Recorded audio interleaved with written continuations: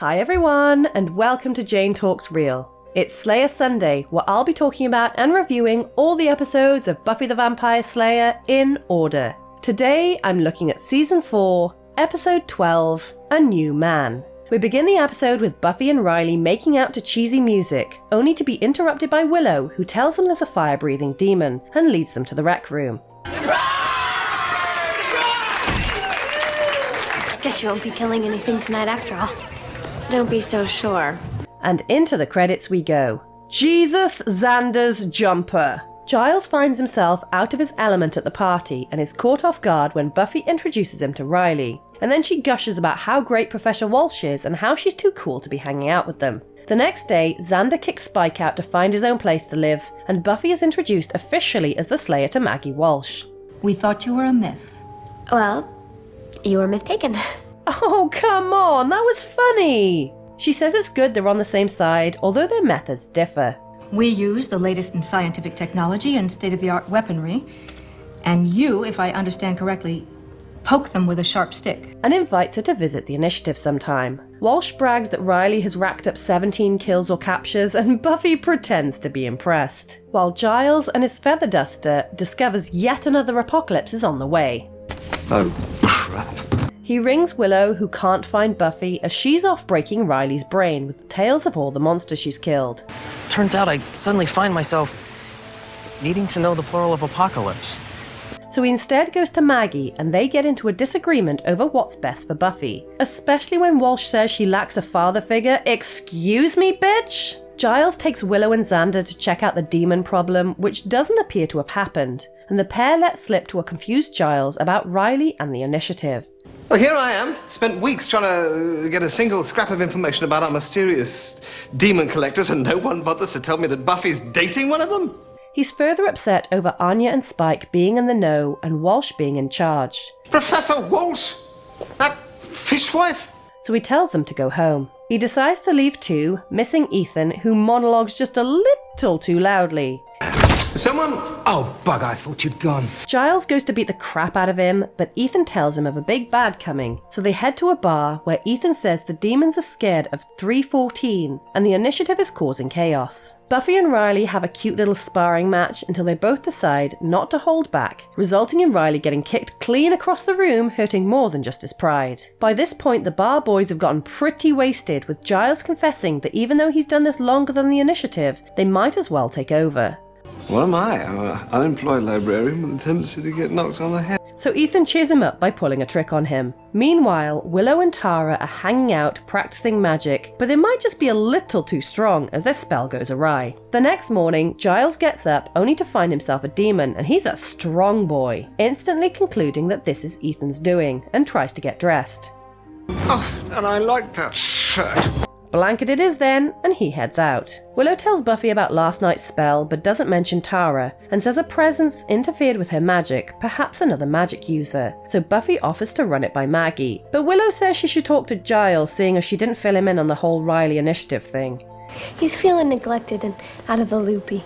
And this guy back here reminds me of Roman Bridger from Scream 3. Giles goes to Xander and wakes him up, trying to explain things, but he's not speaking English anymore, which freaks him out, so he throws cookware at him, causing him to run outside and cause chaos. Bloody humans! The gang go to ask Giles about the demon, but find the door bust in and his home in disarray, so they fear the worst.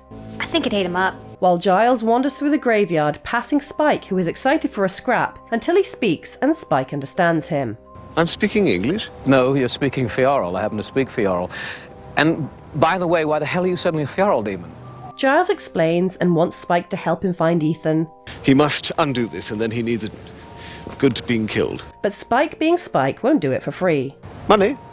I could pay you money. Oh, I like money. And with the dollar amount settled, an unlikely alliance is born. The gang keeps showing Xander pictures of demons. Okay, that's a giant vulture. I'd have mentioned if it was a giant vulture. When they hear a noise and Buffy goes to investigate. It's Riley, who says there's been 911 calls all over town, and offers the whole initiative's help to find Giles. Giles and Spike are on the car ride from hell. Doing my best. I don't know if I'm driving this thing or wearing it. And Spike tells Giles of the benefits of being a strong demon. You won't meet a jar you can't open for the rest of your life. but also breaks the news that he has mucus powers. Are you making this up? Maybe. But hey, if you feel a sneeze coming on, you warn me. Giles admits to Spike that he can feel himself changing, getting more and more angry and demonic, but refuses to give in to the urges, until he tells Spike to pull over so he can chase Maggie down the street. Right, let's go then. Xander finds the demon in the book confirming the mucus story was true and that Silver can kill it, and Riley gets a call about the attack on Maggie. Buffy concludes that Willow's spell was interrupted by someone using magic to control the demon and grabs a silver letter opener before heading out. Spike, meanwhile, flirts with the bar waitress, and while she doesn't have Ethan's phone number he gave her, she does remember where he's staying. While Buffy breaks into the magic shop to find a receipt belonging to Ethan, and she gets into an argument with Riley after he says it's an initiative operation so she should stay out of it. This demon did something to Giles, and I'm gonna kill it. Giles is not doing well. How you feeling, mate? Like snapping necks until everyone's dead. Okay! And Spike discovers the initiative is on their asses. Oh, sure. Dismantle the getaway car. That'll scare him. Giles wants to jump out and let the commandos follow Spike, but he's not on board with the plan, seeing as the commandos want to recapture him too. I'll pay you another $100. Ethan is packing to leave when Giles bursts through the door and attacks him, so he sets the Slayer on him, and it takes Riley way too long to get control of Ethan. Dude, he's like half your size, what's the matter with you? Buffy stabs the demon, only to realise that it's actually Giles. I'm so sorry. Please don't die. Actually, I feel quite well. Except for the rage. And her weapon wasn't silver after all. With Giles back to normal, in a hideous shirt, he wants to know how Buffy knew it was him. Your eyes. You're the only person in the world that can look that annoyed with me. While the military arrest Ethan, who is never seen again. If you don't mind, I'm just gonna go and watch them manhandle him into a vehicle. Afterwards, Riley and Buffy realise just how different they are, but can still help each other out. And the next day, Giles fixes up his place. Yes, fabulous technology. See, if anyone has any information I need to know, they can simply tell me about it through this ingenious speaking tube. Buffy apologises to him, but Giles warns her not to trust the initiative, especially 314.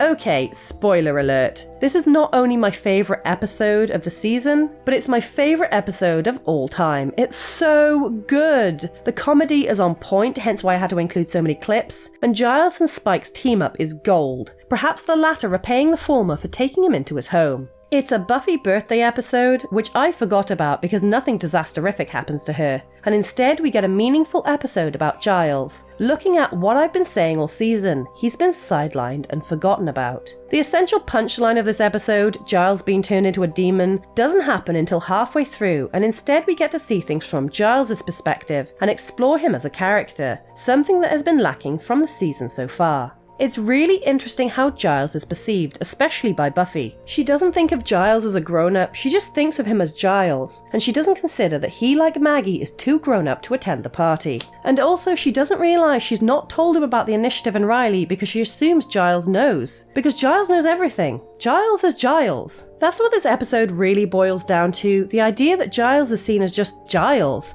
while he feels like he wants to be more. There are so many things to read into that I feel like I should attend Professor Walsh's psychology class. In his demon form, Giles chooses to go to Xander first. Perhaps it's the easiest to access in his current condition, but I think he went to Xander because Giles needed someone who understood what it felt to be an outcast, as the pair have been all season. But also, Xander didn't report the incident to Buffy until much later in the day, maybe because he didn't want to be a bother, something he's felt the whole show. It's interesting, however, that while the group seems to be outgrowing the need to rely on Giles, without him they came to the wrong conclusion about what was happening, which nearly ended in disaster. We get foreshadowing during the Willow magic side plot where powerful magic influenced her abilities, which will continue to happen and come to a head in season 6. And it's also interesting that she lied to Buffy about Tara being there, something that will be explored going forward. There's a bit of a plot hole in this episode, sort of, and that's Giles's plan when he recruits Spike. Spike offers to go to Buffy and tell her about Giles's predicament, but he says no. On the surface, it makes no sense. It would be advantageous to immediately tell Buffy and get the Scoobies to help track down Ethan, which would avoid Buffy nearly killing Giles. But at the same time, his decision not to bother her reflects his feelings of not feeling included and being a burden. So it actually makes sense for his character not to seek out help and want to do it on his own. The events in this episode, however, will actually help Buffy later in the season, as she will use them to prove her identity to Giles. And it's important that she recognised him, even though it was after she stabbed him. This is sadly Ethan's last appearance, but he went out on a fantastic episode that I will never tire of watching. There were no deaths in this episode, which keeps our running tally at 8 humans, 1 transformation, 8 vampires, 15 demons, and 1 werewolf. So there you have it. That was a new man. Let me know your thoughts in the comments below, or come say hi on social media. If you enjoyed this video, then please hit that like button, it really does mean a lot, or consider subscribing if you want to be sired by my channel. Alternatively, feel free to check out my other YouTube channel, Jane Plays Games Badly. Thank you so much for watching, I'll speak to you soon, and don't let the vampires bite.